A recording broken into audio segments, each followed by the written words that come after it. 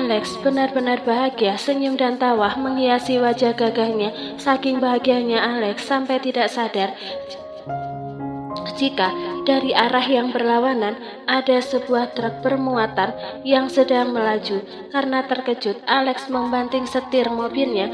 Bukannya selamat, dari arah belakang terdapat mobil kontainer yang melaju cukup tinggi dan menghantam belakang mobil milik Alex. Mobil Alex terpental cukup jauh.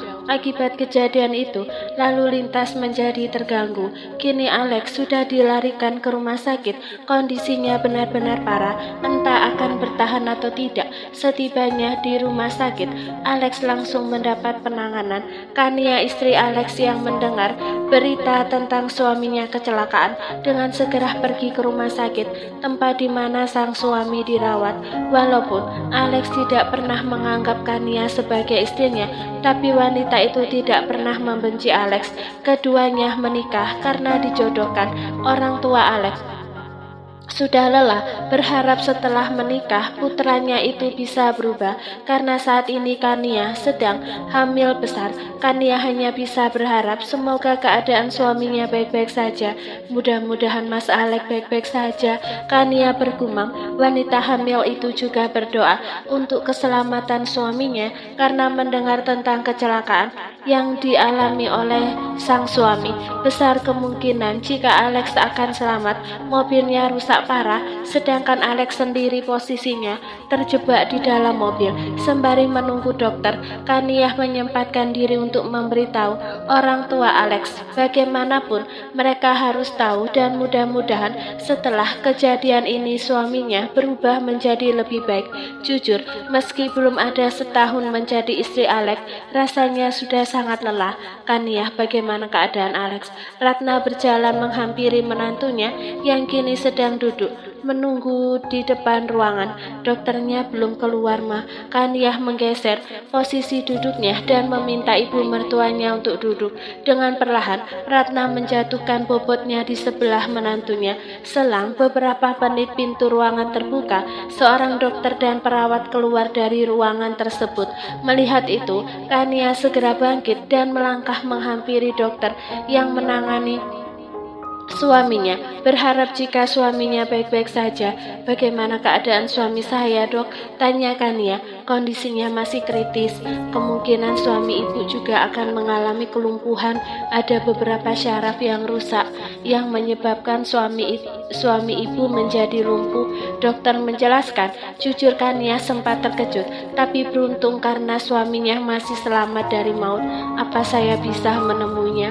Tanya Kania. Bisa, kalau begitu saya permisi. Setelah dokter yang menangani Alex pergi, Kania dan Ratna beranjak masuk ke dalam ruangan.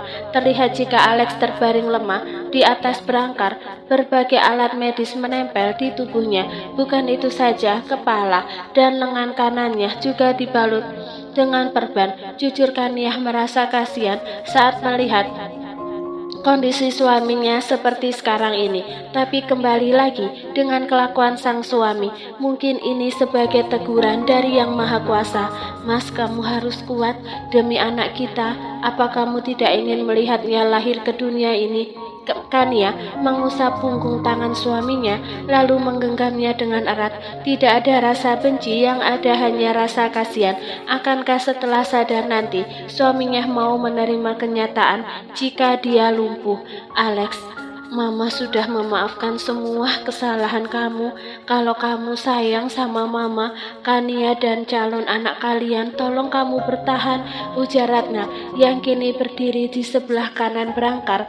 Rasanya Ratna tidak tega melihat keadaan putranya yang menyedihkan seperti saat ini. Hari telah berganti. Sejak kemarin pikiran William tidak bisa tenang.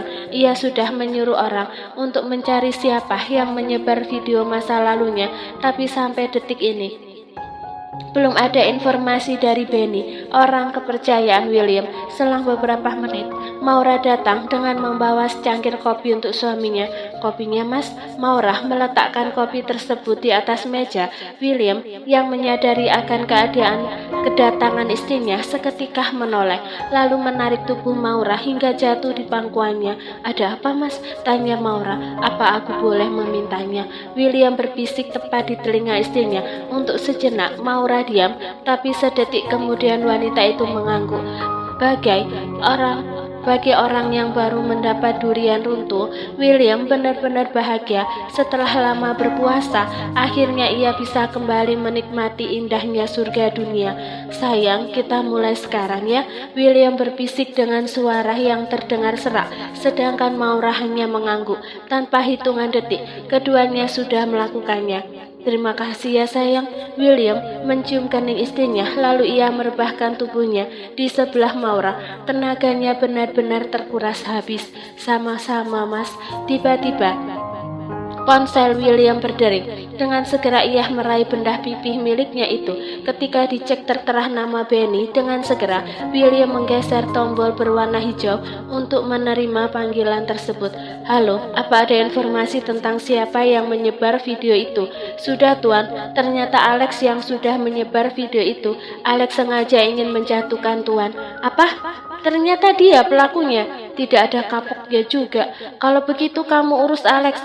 Tuan tidak perlu repot-repot, karena dari informasi yang saya dapat, Alex baru saja mengalami kecelakaan dan kondisinya saat ini kritis. Besar kemungkinan Alex juga mengalami kelumpuhan." Ingin rasanya William tertawa. Ternyata Tuhan Maha Adil dan semesta juga tidak mendukung apa yang dilakukan oleh Alex. Berharap setelah ini Alex mau mengakui kesalahannya dan meminta maaf. "Oke, kamu awasi terus. Saya tidak ingin kecolongan lagi." "Baik, Tuan." Sambungan telepon terputus. William sedikit lega karena orang yang sudah menyebar video masa lalunya sudah diketahui. Ia juga merasa beruntung karena Alex langsung mendapat ganjaran dari perbuatannya. "Ada apa, Mas?" tanya Maura. "Orangnya sudah ketemu. Ternyata Alex yang sudah menyebar video itu." William menjelaskan. Maura ikut senang mendengarnya karena sejak kejadian Pak Yoko memutuskan kerjasama, William sedikit murung. Bukan sedih karena masalah kerjasamanya, tapi kesal dengan penyebar video masa lalunya itu. "Syukurlah kalau udah ketahuan orangnya." "Terus apa yang akan Mas lakukan?" tanya Maura. Ia paham betul dengan suaminya. Setiap yang bermasalah pasti akan mendapatkan hukuman yang setimpal. Awalnya aku ingin menjebloskan Alex ke penjara, tapi katanya Alex mengalami kecelakaan dan kemungkinan Alex juga lumpuh. Mungkin itu teguran untuk dia. Jadi setelah aku pikir tidak perlu menjebloskan Alex ke penjara. Biarkan Tuhan menghukumnya dengan mencabut nikmat yang selama ini dia miliki, ungkap William. Mendengar itu Maura tersenyum. Benar-benar suami idaman. "Sayang, boleh minta lagi nggak?" William kembali memandangi wajah cantik istrinya. "Jujur, rasanya tidak cukup jika hanya 1 kali, 1 tahun menunggu, dan setelah berhasil buka puasa. Memangnya nggak capek, Mas?" tanya Maura. Ia sangat paham dengan suaminya. Sungguh, Maura salut karena William bisa bertahan dan tidak mencari pelampiasan di luar sana. "Tidak akan pernah capek untuk urusan seperti ini," ucap William. "Ya sudah, silahkan." Maura memberinya izin dengan senang hati. William menerimanya dan tidak mungkin menolaknya. "Kita mulai sekarang?" tanya William, sedangkan Maura hanya mengangguk sebagai jawabannya. Tanpa menunggu lagi, William kembali melancarkan aksinya. Hampir 2 jam mereka baru saja selesai. "Terima kasih sayang, kita istirahat sebentar." William mencium kening istrinya. Maura hanya mengangguk untuk merespon ucapan suaminya. Setelah itu keduanya langsung terlelap. Pada rencananya hanya untuk istirahat saja, tapi karena efek capek dan ngantuk, membuat keduanya tertidur. Samar-samar Maurah mendengar suara ibu mertuanya memanggil. Dengan terpaksa ia membuka matanya. Ketika melirik ke arah jam yang ada di dinding, waktu sudah menunjukkan pukul 9 pagi. Dengan segera Maurah membangunkan suaminya. Gara-gara ulah William, keduanya sampai telat bangun. "Mas, bangun!" Maurah mengguncang tubuh suaminya. "Apa sayang, mau lagi?"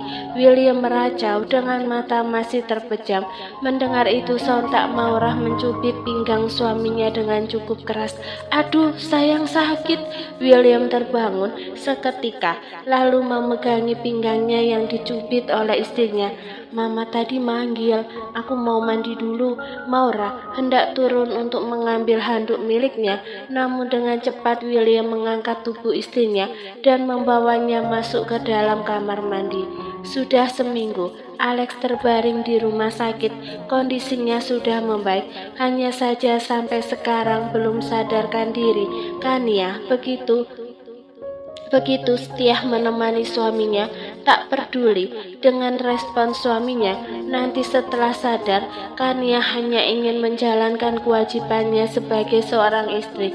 "Mas, kamu sudah sadar?" Kania terlihat senang ketika melihat kelopak mata suaminya terbuka secara perlahan. Setelah terbuka sempurna, Alex masih diam. Laki-laki itu tampak mengedarkan pandangannya. "Sebentar ya Mas, aku panggil dokter dulu." Kania hendak bangkit, tapi dengan cepat Alex menahannya. Hal tersebut membuat Kania merasa heran. "Apa aku masih hidup?" Pertanyaan yang Alex lontarkan mampu membuat Kania diam. Namun sedetik kemudian wanita hamil itu mengangguk. "Siang itu, jangan memikirkan yang berat-berat dulu, Mas. Kamu baru saja sadar. Aku panggilkan dokter dulu ya." Kania memotong ucapan suaminya. Mendengar itu Alex menggeleng. "Tolong jangan tinggalkan aku takut." Alex semakin mempererat pegangan tangannya. Melihat itu Kania kembali diam. Terlihat jika suaminya benar-benar merasa takut. Entah apa yang sebenarnya terjadi. "Ya sudah Mas, aku tidak akan pergi." Kania memilih untuk kembali duduk, lalu menggenggam erat tangan suaminya. 1 tahun sudah Rosa dan Reno menikah, dan kini keduanya hidup di kota, meninggalkan kampung halaman karena Reno harus meneruskan usahanya. Di kampung Reno mempunyai pabrik keramik, tapi beda lagi di kota. Laki-laki itu mempunyai usaha restoran dan itu sudah tersebar di berbagai kota. Awalnya Ibu Lilis melarang putranya untuk tinggal di kota, tapi Reno tetap kekeh. Toh jika masih satu kampung dengan ibunya, Reno khawatir jika Rosa merasa tidak nyaman karena sampai detik ini Bu Lilis belum memberikan restu. Entah sampai kapan, tapi mereka berdua tidak akan menyerah begitu saja. Pagi ini Reno tengah sibuk untuk berangkat ke kantor. Segala kebutuhannya sudah disiapkan oleh istrinya. Reno benar-benar merasa beruntung mempunyai istri pengertian seperti Rosa. Meski masa lalu Rosa yang cukup kelam, tapi sesungguhnya istrinya itu wanita yang baik. "Mas, sarapannya sudah siap," ucap Rosa, lalu melangkah mendekati suaminya. Dengan cekatan Rosa membantu suaminya untuk mengancingi kemeja yang dipakai oleh Reno. "Iya, oh ya, hari ini sepertinya Mas pulang sampai malam. Tidak apa-apa kan?" kata Reno seraya memandangi wajah ayu istrinya itu. "Iya Mas," Rosa mengangguk. Setelah itu mereka segera keluar dari kamar. Sepasang suami istri itu melangkah menuruni anak tangga. Kini mereka sudah berada di lantai bawah. Keduanya segera melangkah menuju meja makan. Setelah itu Rosa mulai meladeni suaminya itu dan mengambil piring dan diisi dengan nasi dan lauk. Tiba-tiba saja Rosa merasa mual saat mencium telur dadar yang baru saja dibawa oleh salah satu pembantu di rumahnya. Rosa menutup mulutnya dengan tangannya. "Sayang, kamu kenapa?" tanya Reno dengan raut wajah khawatir. Bahkan laki-laki itu langsung mengambil alih piring yang ada di tangan istrinya takut piring itu jatuh. Nggak tahu Mas, perutku rasanya mual mencium telur dadar ini, jawab Rosa. Rasa gejolak dari dalam perutnya masih ia rasakan. Kamu sakit, kita ke dokter ya, Reno memberikan saran, namun Rosa hanya menggeleng. Ya sudah, kita sarapan saja, ajaknya. Rosa mengangguk, lalu menarik kursi untuk duduk, tapi belum juga mendaratkan dirinya, Rosa merasakan mual lagi. Dengan cepat ia berlari menuju ke kamar mandi. Terdengar dari luar jika Rosa kembali muntah, khawatir akan keadaan istrinya. Dengan cepat Reno berlari menyusulnya dan ikut masuk ke dalam kamar mandi. Terlihat jika Rosa tengah memuntahkan isi perutnya, tapi yang keluar hanya cairan bening saja. Sayang, kita ke dokter saja ya. Mas gak tega melihatmu seperti ini. Reno memijit tengkuk istrinya. Setelah itu Rosa membasuh mulutnya dengan air. Mungkin hanya masuk angin saja, Mas. Nanti tunggu, bulan ini kamu sudah datang bulan belum? Tiba-tiba saja Reno memotong ucapan istrinya. Mendengar itu Rosa diam, mencoba mengingat apakah dirinya sudah datang bulan atau belum. Kayaknya belum, Mas. Jawaban yang diberikan oleh Rosa membuat Reno tersenyum. Bi, tolong bawakan tes pack kemari. Reno berteriak, meminta pembantunya untuk membawakan alat tes kehamilan. Mas, Rosa menatap suaminya. Kita tes saja dulu, kata Reno. Laki-laki itu sangat berharap semoga Rosa hamil. Selang beberapa menit Bik Jum datang dan memberikan alat tes kehamilan tersebut kepada majikannya. Dengan segera Reno meminta istrinya untuk menampung urin ke dalam wadah kecil. Tidak mau membantah, Rosa langsung menuruti perintah suaminya. Sayang, bagaimana hasilnya? Tanya Reno saat melihat istrinya mengangkat alat tes tersebut setelah dicelupkan ke dalam urin. Ini, Mas. Rosa menyerahkan alat tersebut kepada suaminya. Dengan segera Reno memeriksanya. Sedetik kemudian laki-laki itu tersenyum setelah mengetahui hasilnya. Sayang, kamu hamil. Terima kasih ya. Akhirnya keinginanku terwujud untuk memiliki anak. Reno langsung memeluk tubuh istrinya. Bahagia itu yang ia rasakan. Rosa juga ikut merasa bahagia. Mudah-mudahan dengan kehadiran anaknya nanti, Ibu Lilis mau menerima Rosa sebagai menantunya.